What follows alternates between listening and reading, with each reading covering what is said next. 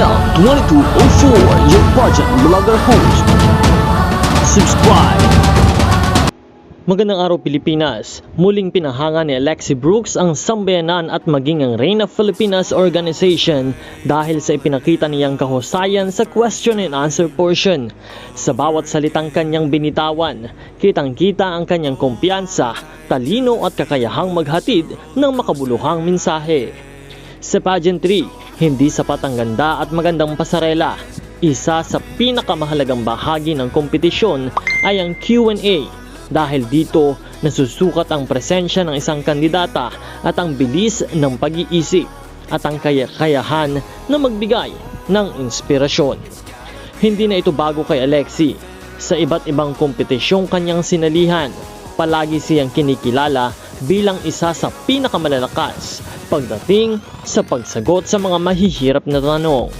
Isa rin ito sa naging sandata niya ng pagkapanalo bilang Miss Eco International 2025. Narito at panoorin natin. I'd rather lose people who don't support me than lose myself along the process. Do you think actually you would have done as great as you did if you had chosen the path of fake it till you make it? Meaning hindi ka nagpakita ng totoong kulay mo.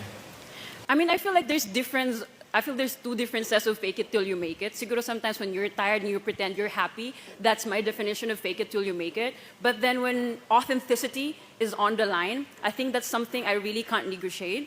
I feel like there were so many times in my life that people told me that I wish you were more feminine, or I wish you have longer hair, or I wish you weren't black. But I mean, I never asked to be born this way. It starts with embracing who we are and never negotiating who you are to please other people. Sometimes it's really too hard to be authentic, because I feel like if we be honest, sometimes we lose some.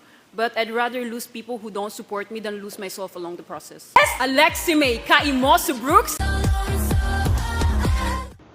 Naway panatilihin nating suportahan si Alexi Brooks sa kanyang journey sa Reyna Filipinas 2026 competition.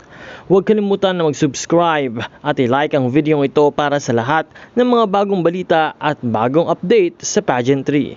This is SNL 2204. Magkita po tayong muli sa susunod na update.